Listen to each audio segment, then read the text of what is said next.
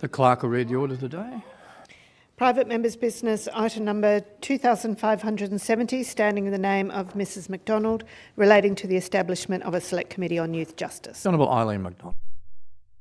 Assistant President, I move business item number 2570, standing in my name, that this House establish a select committee on youth justice to inquire into and report on evidence-based approaches to reducing the number of children in contact with the criminal justice system in New South Wales, with particular regard to the matters set out in the motion standing in my name.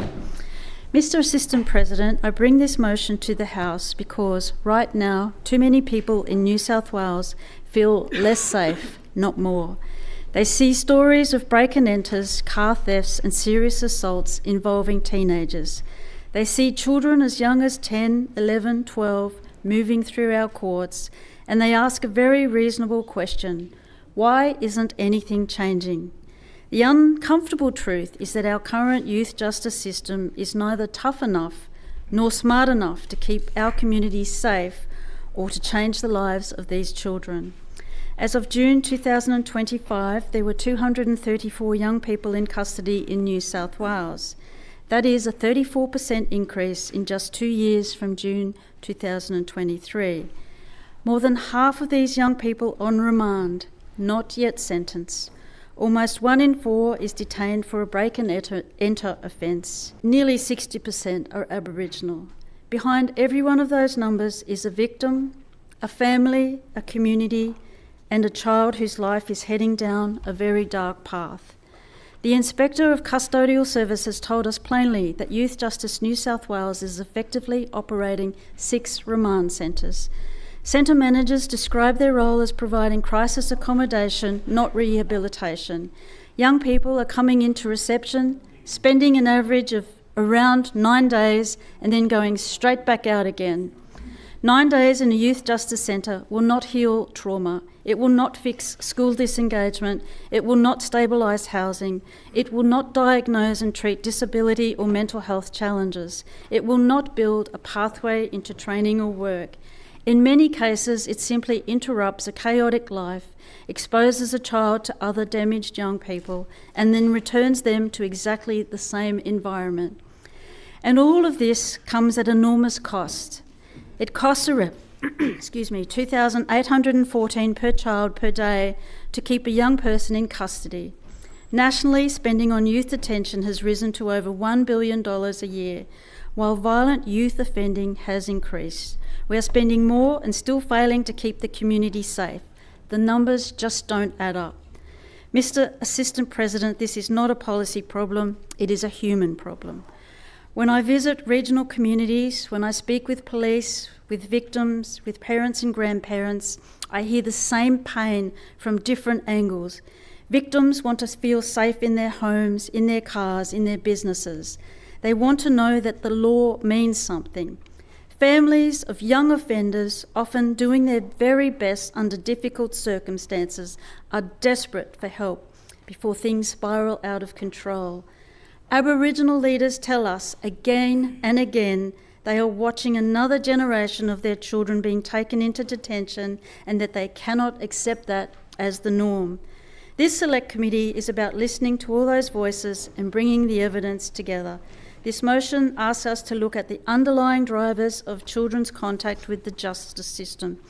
School disengagement and exclusion, out-of-home care, homelessness and housing instability, disability, mental health and alcohol and other drugs, family dysfunction, poverty and intergenerational trauma. It asks us to examine evidence-based, community-led responses that actually reduce offending and reoffending, diversionary programs and early intervention, alternatives to remand and custody, practical supports for at-risk children and their families, particularly in regional and remote areas. In Spain, the Diagrama Foundation runs therapeutic youth justice centres that combine secure care with education, vocational training, psychological support and strong family engagement. They have achieved a significantly lower reoffending rates at a fraction of the traditional detention while maintaining clear expectations and community safety. This is not about being soft on crime, it is about being effective on crime. Every offence prevented is one less victim. Every young person we turn away from a lifetime of offending is one less adult in our prisons and more citizens contributing to our community. For the sake of community safety, for the sake of fiscal responsibility, and above all for the sake of the children whose lives are at the crossroads, I ask members to support this motion. Minister. Thank you, Assistant President. I want to thank the member for that contribution and also for the spirit in which she's brought this item before the chamber. I indicate that the government will be supporting this with amendment, the proposed Select Committee on Youth Justice. Are there any further speakers? There being none, the Honourable Eileen McDonald in reply. Thank you, Mr Assistant President. I thank all members for the contributions to this debate, the Honourable John Graham, Ms Sue Higginson and the Honourable Cameron Murphy. I also acknowledge the government for ultimately supporting the establishment of this inquiry and for engaging through amendments. While I would have preferred the original form of the motion, I will accept the amendments in the spirit of cooperation, because the most important thing is that this House is now agreeing to shine a proper light on youth justice in New South Wales. The Minister often says at estimates, in meetings and in public, that he and I are on the same page when it comes to the children in our youth justice system. I want to say clearly, I am glad we are on the same page, because if we genuinely share that commitment, then this Select Committee can be the vehicle for real change, not just more talk. What troubles me most is the churn through our youth justice centres. Young people are coming in, spending an average of around 9 days in what is effectively short-term remand and then going straight back out on again. I note that one paragraph has been removed and that the reporting date has been extended, and I would have preferred a tighter time frame, but I will not let the perfect be the enemy of the good. We now have terms of reference and we have a clear mandate from this House. So my message is simple: let's get on with it.